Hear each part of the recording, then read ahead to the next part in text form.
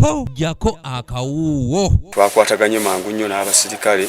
Ng'ogw'okulya bwe gwasula wammese mu kita waliwo abakozi bana mu kifo ekimu ekisanyukirwamu era nga kye kimu kikola ne paakingi ekya Pacific Tavern ekisangibwa e Nakabugo nga bano bakipokyeza mu ddwaliro erya Nakabugo Community Health Center oluvannyuma lw'abatamanya ngamba okubasalako ng'enjogera ya leero mu kiro ekikeesezza olwaleero ne bapangisa aw'okusula saako okusasula ebyokunywa wamu n'ebyokulya ebigambibwa nti bano mwe bateredde abakozi bano kalifoomu ne baggwamu era okukakana bano nga bakuulise ne pikipiki ezisoba mu 8 emizindaalo saako n'ensimbi enkalu wamu n'ebintu ebirala. Ekikankabo ekiguddewo kino kyo sikirabangako.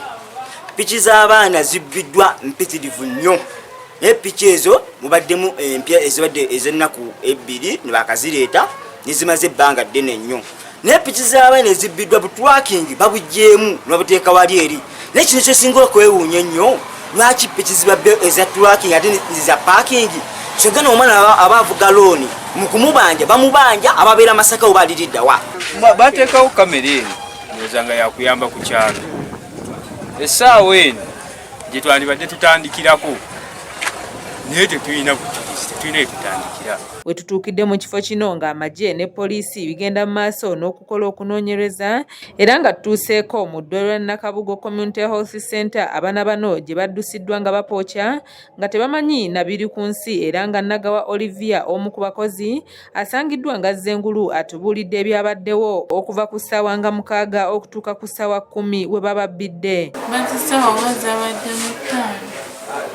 Baze kale ne batandika okunabbira we bamaze ne batandika okulya kale ba asikani ne batandika okubagulira bbiri ne bamala ne bagamba tugenda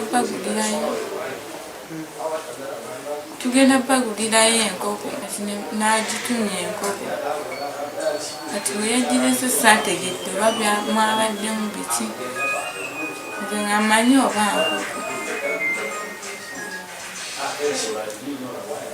nze nenjirako kati nkali nabo basikali nabo ne balya ne balira ddala.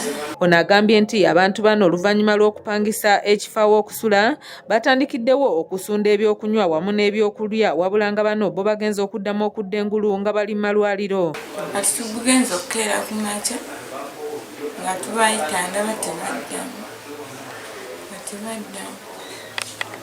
tugezaako basitula nga bwava wansi n'agezaako otambula nga bwava wansi omulala ye nga tava wansi.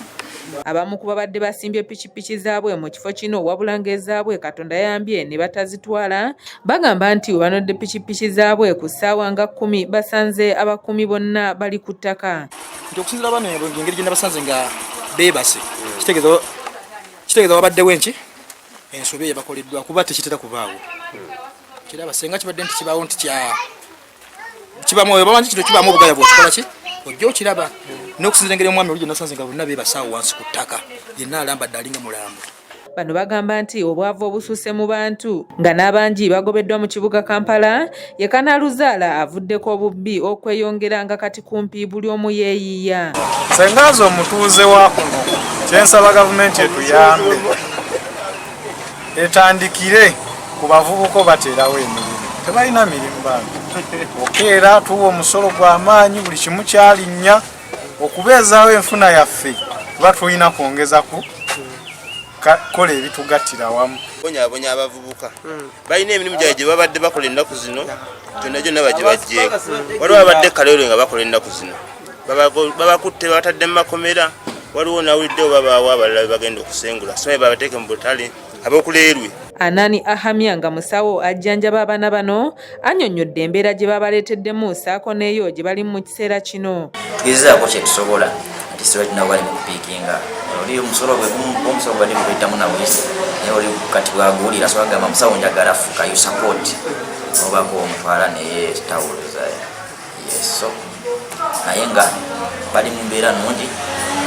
bajja kubeera fayini mu mikono gyaffe. Amyuka omwogezi wa poliisi mu Kampala n'emiriraano Luku OSGire aliko by'annyonnyodde ku mbeera eno. Poliisi Wakiso bakanye okuba nti nenoonyereza ku bubbi obwabaddewo ekiteekiteekezo olunaku olwaleero nga kigambibwa abazigu abalumbye paakingi yabaddemu erimu pikipiki ne babba piki 8 era ne baleka nga abakuumi 4 baweereddwa kalifoomu ng'ategeeza okuba nti yabaweereddwa okuva mu byokulya bye babawadde obudde nga bukyali. Kanyike Kevins yakusakidde eggulire lino okulwa ABS Television. Obuzibu buno kwe bwavudde byakulya ndowooza byasanze abaliwo nga balimu n'akayala